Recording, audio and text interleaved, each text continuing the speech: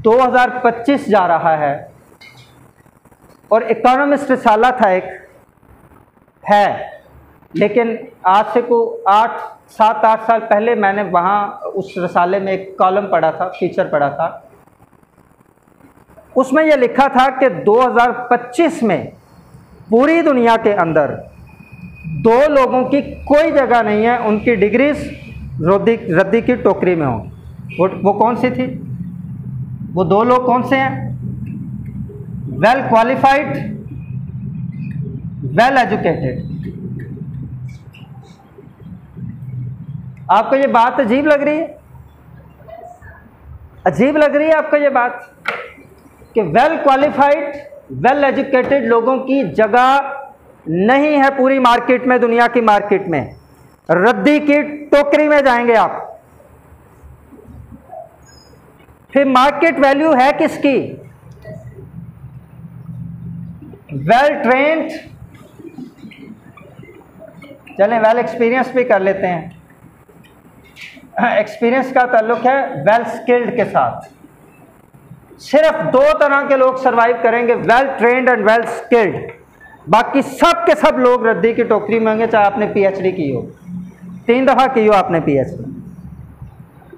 आप में से कुछ बच्चे प्राइवेट कॉलेज में पढ़ के आए हैं पहले एफएससी में। क्या फ़र्क है प्राइवेट और गवर्नमेंट इंस्टीट्यूशन में? ज़रा फ़र्क बताएंगे तो। ये फ़र्क ना, जल्दी जल्दी, टाइम नहीं, हरिए प्लीज़, जल्दी जल्दी। क्या फ़र्क है प्राइवेट में और गवर्नमेंट में? फीस का। गुड, अच्छी बात आपने बताई है। इसके अलावा और कोई बात?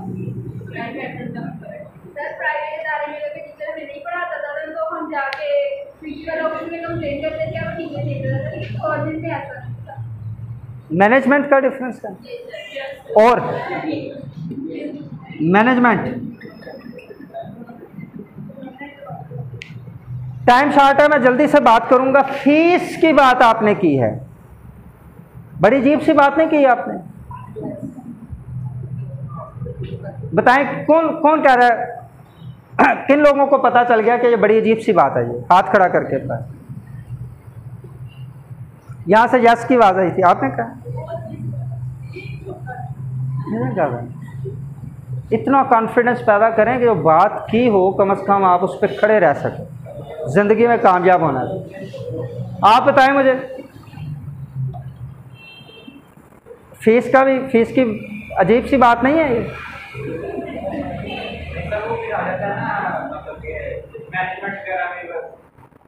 अच्छा मेरी बात सुने, मैं आपसे मैं चाह रहा था कि मैं ज़्यादा इंटरेक्शन करूं, टाइम शॉर्ट है मेरे पास, क्योंकि दुनिया का जो सबसे बेस्ट वे ऑफ कम्युनिकेशन इस वक्त कंसीडर किया जा रहा है वो इंटरेक्टिव वे ऑफ कम्युनिकेशन है। कम्युनिकेशन में इंटरेक्शन पैदा करना। वो पुरानी बातें हो गई हैं, एक बंदा आया बोली जा रहा हा करके आधा घंटा लोगों का सर दर्द होनी शुरू होगी, पता है माफ़ी दे दो यार, वो बात पुरानी हो गई है। इंटरेक्टिव वे ऑफ कम्युनिकेशन है जिसमें मैं चाह रहा था आपके साथ ज़्यादा मेरा इंटरेक्शन हो, आप भी बात करें मैं भी करूँ। अब टाइम शॉर्ट है, मैं ज़्यादा इंटरेक्शन नहीं कर सकूँगा, लेकिन मैं बात कंप्लीट करना चाहता हूँ अपनी। देखें ये बात अजीब नहीं है, सबसे पहले तो इसको जहन में रखें। जब तक आप अपनी ज़िंदगी में फाइनेंशियल मैनेजमेंट नहीं करेंगे उस वक्त तक आप कामयाब नहीं हो सकते। आपको आज तक ये बताया गया है, ये मैं रवायती मोटिवेशन स्पीकर नहीं हूँ जो झूठ सुना के किताबों की बातें आपको सुना के तो जब मैं वो नहीं हूँ, मैं प्रैक्टिकल बातें करूँगा। आज तक आपको ये बताया गया कि आप जब वो कंपैरिजन ना करें जी तालीम का और पैसों का। कंपैरिजन बहुत सुथरा उस वक्त होता है जब एक बंदा फार्चूनर से उतरता है, डफर होता है, मैट्रिक पास भी नहीं होता, और एक पीएचडी बंदे की जो है ना वो तबीयत साफ करके सबके सामने चला जाता है और बाकी सब लोग तमाशा देखते रहते हैं। कोई बंदा ये नहीं कहता कि जनाब आप पीएचडी स्कॉलर थे, आपके साथ ये सलूक हुआ, मैं आपके साथ खड़ा हूँ। सारे का सारा माशरा उल्लू का पट्टा डफर माशरा उस फार्चूनर वाले के साथ खड़ा होता है, उस रामजादे के साथ, माजरत के साथ। ऐसा होता है कि नहीं होता? उस वक्त बड़ा सुथरा कंपैरिजन होता है। इसलिए try to understand the importance of finance in your life. अपनी ज़िंदगी में पैसे की अहमियत को अभी से आप जानने की कोशिश करें। जब तक आप ये नहीं करेंगे उस वक्त तक आप लड़के, या आप कितनी उम्र में, 21, 22, 23, 24 मैक्सिमम, इससे ज़्यादा तो आपकी एज नहीं है। आपको पता है कि आपने, इंक्लूडिंग यू, आपको पता है आपने अपनी ज़िंदगी का मोस्ट एनर्जेटिक फेज जो था वो रवायती तालीम हासिल करने में गुजार दिया या गुजार रहे हैं, जिसका फ्यूचर आपको एश्योर नहीं है कि आपके साथ क्या बनना है। आपने स्किल्स नहीं सीखी, आपने पठानों की तरह छोटी उम्र में बिजनेस करना नहीं सीखा, इसलिए आप जो मर्जी करते रहे, आप पूरी दुनिया में रूल करने का ख्वाब नहीं देख सकते, पूरी दुनिया के लेवल पर खड़े होकर बात करने का ख्वाब नहीं देख सकते। पठान देख सकते हैं क्योंकि उनका छोटा छोटा बच्चा जो है वो सीखता है। हमारा ये स्लोगन है, पढ़ाओ नहीं सिखाओ। हम पढ़ाने नहीं आए, हम सिखाने आए। आज इंडिया का वज़ीर आला एक स्टेट का, वो अपने स्कूल के अंदर मेरे पास टाइम होता मैं आपको प्रोजेक्टर पे वीडियो दिखाता, अपने सूबे में स्कूलों के अंदर उसने रूल बना दिया हुआ है कि छोटे छोटे बच्चे जो 3-4 स्टैंडर्ड के बच्चे हैं उनको 2-2 हज़ार रुपया दो, वो आपस में पैसे कलेक्ट करें, कंबाइन करें और उनसे स्मॉल बिजनेस करें। आपने देखा कभी किसी ने वीडियो, आप कैसे कर रहे हो, देखिए आपने वीडियो। तो वो कॉन्सेप्ट प्रैक्टिकल कॉन्सेप्ट है आपके हमसाया ममालिक में, और आप वही जो है वो 8 8 64 2 दूनी 4 1, व्हाट इज दिस यार, क्या कर रहे हैं आप? जब तक आप वो स्किल्स नहीं सीखेंगे जिन स्किल्स की आपको प्रैक्टिकल लाइफ में जरूरत है, उस वक्त तक आप कामयाब नहीं हो सकते। कितनी ज़्यादा ज़रूरत है बिलखसूस फीमेल्स को, बिलखसूस मैं इसलिए कह रहा हूँ कि आपको ज़िंदगी के हर फेज़ में फाइनेंशियल मैनेजमेंट की ज़्यादा ज़रूरत पड़ती है।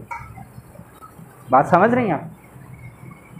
नबी पाक सल्लल्लाहु अलैहि वसल्लम ने फरमाया, हदीस मुझे याद आ रही है, चूँकि इकॉनमी की बात हुई ना, तो इकॉनमी से रिलेट चीज़ें करती हैं, तो आपने फरमाया कि ख़वातीन के लिए बेहतर है कि आप वो दस्तकारियों में हिस्सा लें। हैंडीक्राफ्ट्स, आपकी हैंडीक्राफ्ट्स, आपकी दस्तकारियाँ, आपकी छोटी छोटी स्किल्स पूरी दुनिया में रिकग्नाइज की जाती थी उस वक़्त तक जब तक ये चाइना की जो टाइम्स जैसी घटिया कंपनीज पाकिस्तान में नहीं आई थी। आपको मार्केटिंग पे लगा के आपके घरों के अंदर ऐसी ऐसी स्किल्स की, आप देहातों से ताल्लुक़ रखती हैं, आपको पता होगा, आपके रिश्तेदार या करीबी झंग में इन इलाकों में होंगे, आपको पता है कि वहाँ पे कितनी ज़बरदस्त किस्म के जब हैंडीक्राफ्ट आज भी झंग की औरतें कर रही होती हैं। आप उसको पेंडू कल्चर समझते हैं आज, इसलिए वो मैंने शेर आपको सुनाया था कि मेरे उजड़े हुए शहरों को बसाने के लिए दुनिया में ज़िंदा हर देहाती है। अभी जितनी रौनकें हैं वो सारी की सारी देहातियों की वजह से हैं। शहरों में जाके देख लें। आपको अगर एक्सपीरियंस नहीं हुआ तो ईद पे कभी लाहौर जाके देखिएगा, ईद लाहौर या इस्लामाबाद गुजार के देखिएगा, आपको सुथरा एक्सपीरियंस हो जाएगा। समझ ज़िंदगी में फाइनेंस की है। नबी पाक सल्लल्लाहु अलैहि वसल्लम ने पनाह मांगी है गुर्बत से। मैं हैरान हो गया, मैंने मौलाना तारिक जमील साहब की, मैं उलमा की कदर करता हूँ लेकिन मैं उनकी हर बात से इत्तेफाक नहीं करता, समझ रहे हैं? मैं हर एक की कदर करता हूँ लेकिन हर एक की बात से इत्तेफाक मैं नहीं करता, क्योंकि मुझे अल्लाह ने अपना भी दिमाग दिया होगा। टाइम आप देख रही हैं, मुझे बता दीजिएगा जब टाइम हो जाएगा मैं बात करूँ। सिर्फ 2-4 मिनट मुझे दे दीजिए बात। नबी पाक सल्लल्लाहु अलैहि वसल्लम के घोड़ों की बात हुई, नबी पाक सल्लल्लाहु अलैहि वसल्लम के ऊँटनी की बात की, उन्होंने 7 घोड़ों का जिक्र किया। तो उस वक़्त मेरे जहन में ख्याल आया कि वो घोड़े, मौलाना तारिक जमील साहब बता रहे हैं कि वो आला नस्ल घोड़े थे, तो मेरे जहन में ख्याल आया कि वो आला नस्ल के घोड़े थे, मतलब ये कि उस वक़्त की जो बेहतरीन सवारी थी वो नबी पाक सल्लल्लाहु अलैहि वसल्लम के पास थी। अगर आज के दौर में नबी पाक सल्लल्लाहु अलैहि वसल्लम होते तो कोई बईद नहीं था कि उनके पास मर्सिडीज़ होती या फार्चूनर होती। और आपको ये चूरन बेचा जा रहा है कि आप जनाब जो है वो बस अल्लाह का शुक्र करें और बस जो है वो try to understand the importance of your life. अपने इकोनॉमिकल स्टेटस को आप अप करने की कोशिश करें। आज इतनी ही बात होगी, उसको करने के लिए आपको बहुत सारी स्किल्स सीखनी पड़ेंगी। उन स्किल्स में कम्युनिकेशन स्किल्स, दुनिया की जो बेहतरीन किताबें हैं लीडरशिप पे, उन सब किताबों में पहले या दूसरे नंबर पे किसी लीडर की सबसे बेहतरीन क्वालिटी कम्युनिकेशन स्किल लिखी हुई है। उसकी कम्युनिकेशन अच्छी होती है। अबू दाऊद के रेफरेंस से हदीस नबी या नबी पाक सल्लल्लाहु अलैहि वसल्लम ने फरमाया, मफहूम उसका यह है कि जो गुफ्तगू होती है उसमें जादू की सी तासीर होती है। आपके कॉलेज की दीवार पे भी लिखा हुआ है कम्युनिकेशन के हवाले से, मैं भी पढ़ रहा था, वक़ूलु कौलन सदीदा, सीधी बात करो, बात